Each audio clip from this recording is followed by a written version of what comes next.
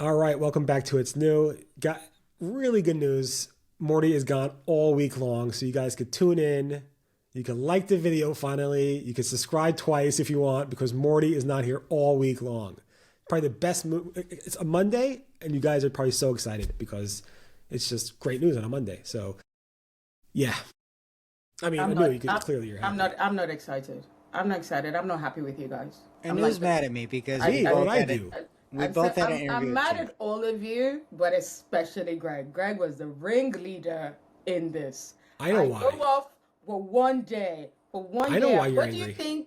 What do you think your great team of daily It's New folks would do? Just support you and having a time off?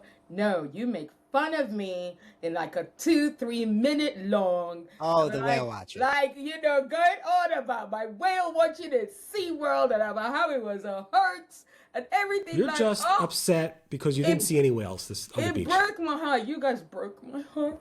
Just because you didn't see a whale, don't take it out on Greg.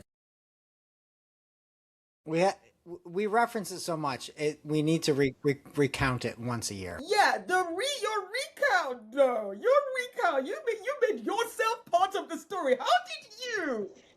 I was worried about you. When I was a kid in Michigan, I used to see whales. I was like, what nonsense? How is this about Greg all of a sudden?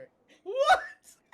How did that become about you? All right. Well, I mean, I think maybe Anu needs to take a week off also because Morty's going through some therapy right now on this show. His therapist like, you need a break from the It's New show. It's not good for you.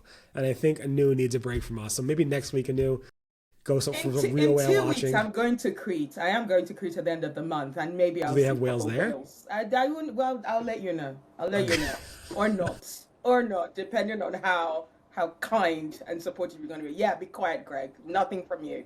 We are the most supportive crew in the industry, so I don't know what you're talking about. Nonsense. That's you guys a true will fact. Throw your mother under the bus for an extra like on a YouTube video, for God's sake. Wow. Okay, somebody telling the truth and it hurts. The truth does hurt, okay? I'm just saying. Anyway, Greg, what do you got for us today? Google Ads is removing the manual option for language. Anu?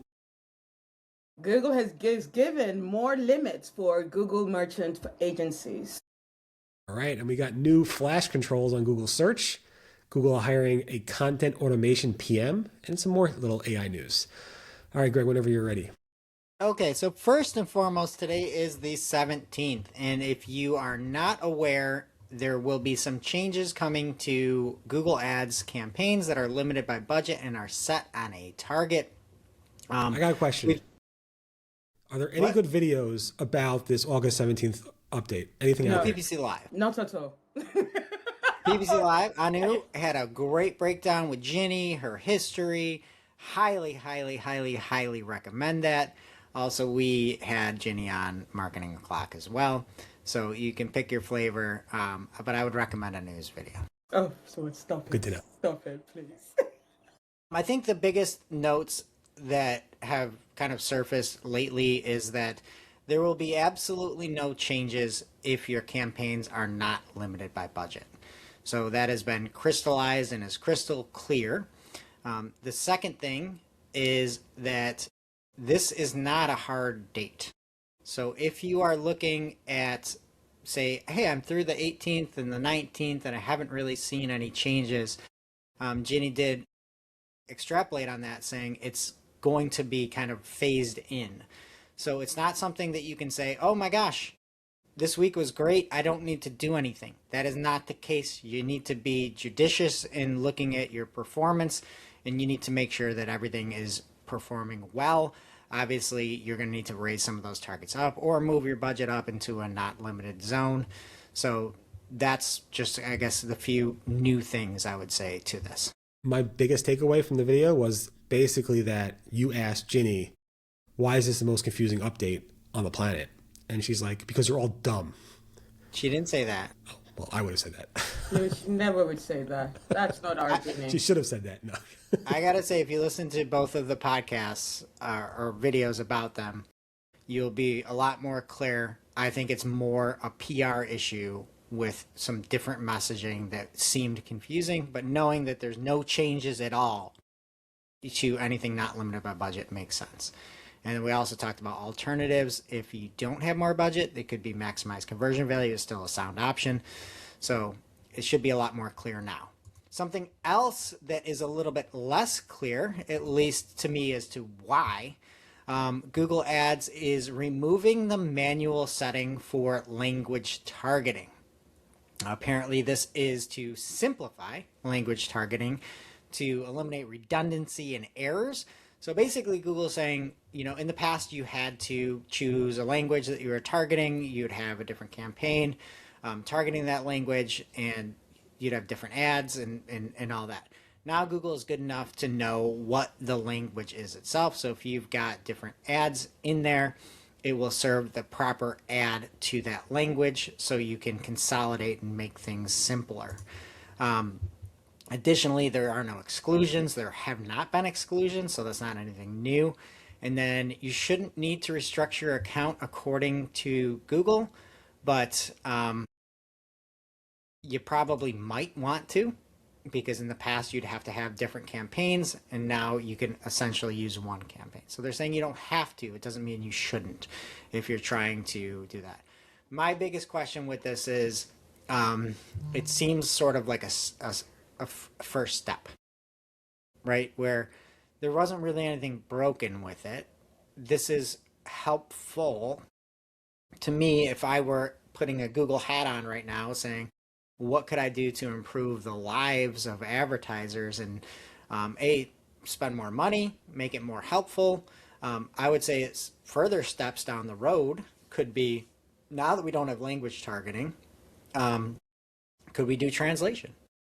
Could that be something that's an option? If we know that Google owns Chrome, could that be something where if it's in the right location and we now have no targeting, so we can target everything, right? We're not saying just English.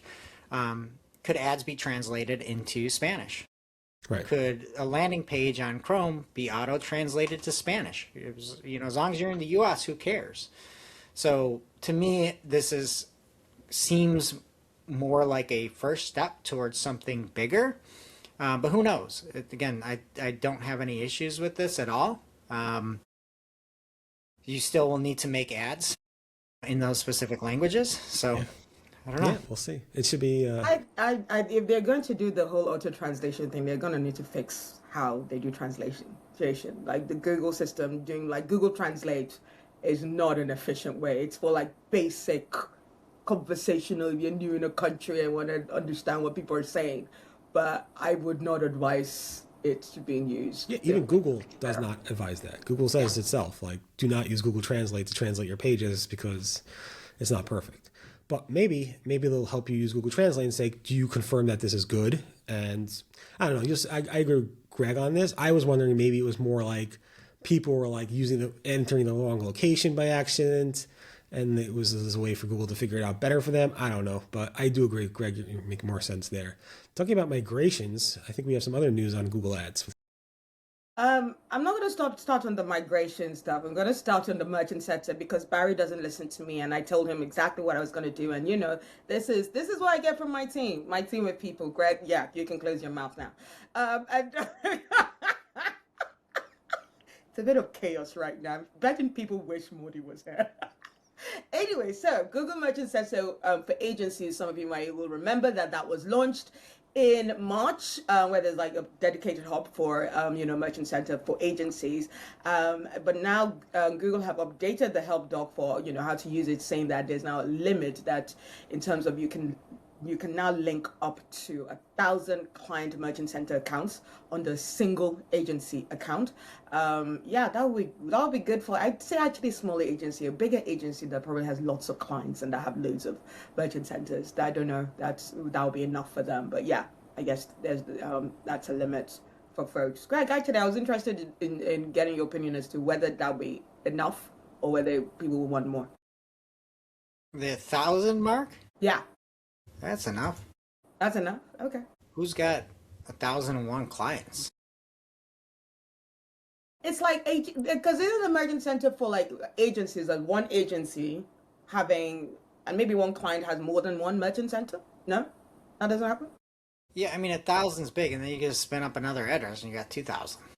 I mean, there are some, and they might get maybe Google will offer them exceptions, but the typical boutique agency does not have 1,000 clients. Yeah, I feel like if you have more than 1,000 accounts, Google, you've got a little bit more personalized help from Google, Yeah. and there's never would be a problem. All right, cool. Now going on to migration timelines. So yeah, AI Max, as we know, there's going to be DSA moving there, and as well as automatically created assets and campaign level broad match. And yeah, Google has given us one doc so that we can keep track of, all the different timelines for all of this movement, migration to AI Max. So yeah, from the beginning of this month, Google had already stopped allowing people to create new campaign level broad match and legacy automatically created assets and this is mainly from the UI ads editor and the API. In September, automatic migration of campaign level broad match and ACA campaigns will be moved to AI Max. The AI Max will take its place. From September as well, Google is going to begin displaying in-account notices encouraging advertisers to voluntarily upgrade their DSA to AI Max. January, there'll be notifications as well about the end of dynamic search ads. February, there's going to then be the automatic migration of dynamic search ads. And around September 2027 next year, the older Google Ads API version supporting the legacy broad match and ACAs, the support of that is going to be permanently removed. So yeah, keep an eye on all those dates in one place for all those three features moving to AI Max. Moving off of ads news, we're going into Google Search. So Google Search specifically has released Gemini 3.7 Flash on Thursday, and then I asked the folks over at Google, specifically Robbie Stein and Rajan Patel, what does this mean for search? There was no mention in the Google article about Google Search and Gemini 3.7 Flash. So a day later, Google announced, both Rajan Patel and Robbie Stein announced that 3.7 Flash Gemini will be used in AI mode as default when you are using a Pro subscriber, when you have like a subscription to AI Pro or Ultra subscribers for English. So they didn't reply to me. They just made a new post saying, hey, we're using it in search for these specific users. So if you are, you could check it out. Glenn Gabe and Gagan Gorta posted some examples of like what it is to use 3.7 Flash versus 3.6 Flash or 3.5 Flash. So you can see there is a difference. But again, this is what happens. All the models get updated. So I don't know really who actually pays for this service. I know some people have it part of their Google One account. So I guess people get it by default, but I don't know. And then this is pretty funny. Google is hiring a product manager for content automation. This is a job based in Boulder, Colorado, or Pittsburgh. And you could actually basically get a nice job. I think it's like almost around $200,000 salary for figuring out content automation. It's just kind of ironic. I found this via Noah Lerner in the SEO community specifically, who found this, and he found it to be ironic too that Google is actually hiring somebody, product manager, for the title content automation. I guess Google doesn't have enough automation when it comes to content generation, so they're figuring out more ways to expand that service. And then I figured, since I made a cute little GIF of this in action, we have a Google robot generating AI-generated images in Google AI Overviews. So we knew this was coming about a month or so ago. Google said that AI Overviews will be testing and showing and generating AI images within the results. And then Inspired Taste, Adam from Inspired Taste, posted an example of him actually seeing images within the AI Overview that are supposedly AI generated. It basically takes you through how to prep and cook a specific type of recipe. And this is kind of scary. I'm not 100% sure if this is AI generated or not. I think some people are saying this is like just an image from somewhere else, but either way, it simplifies the recipe, makes it a little bit too simple where you can actually mess up on things and butcher, no pun intended, the actual recipe itself. I don't know. I'm not a huge fan of this. I do think it's good for the user. It looks good for the user, but it might end up having you poor results when it comes to the actual AI recipe itself. Yeah, to me, I think the issue is it's pulling sources from other locations, and that is still the problem, right? Like in that example, I think it was like how to cut squash or something like that. Like so there's a little variation in some of the recipes. It still doesn't give like credit to where it's from, and you don't really know. And when it says it's pulling, like say it's Inspired Taste, and say Inspired Taste is showing up as one of the sources in AI overviews, and then it's got an image that's pulling from just the aggregate of the web, and it changes the recipe, and it's got minor differences. It's not from Inspired Taste, I guess. And when I was looking at some of those examples, I couldn't really replicate it. I don't know if you could, Barry. It just didn't seem like completely accurate or where it was from. And then there's no citation as to where it's from either, which is it's just a pictures. And it's like who's doing that? The direction, the direction the web's going, especially with all this AI generated content, it's just there's no the citation. It's going to kill the web. If you don't support the web, you don't credit the people, you don't do that type of stuff, the web is going to die. And this is you sound like me on Marketing O'Clock. I'm sorry. Yeah, no, Google. But it's true. And then like even that example that he found, it's like there's a couple recipe sites. None of them were his that I saw. But then the first thing that is there's that image, and then there's a YouTube video. And it's like you have these different sources that are kind of small. Then you've got this big graphic that sort of takes it away, and I don't know if it came exactly from the site. And then you're sending to a YouTube video, and it's like it's all Google. Yeah. Like the biggest elements that somebody would view or click on is still a Google property. And I don't know exactly where this came from, and it does not cite any sources, which is not good. That's just not good for anybody. All right. On that news, we hope everybody is good. I hope Anu's doing well. Mordy's going through some therapy, I think.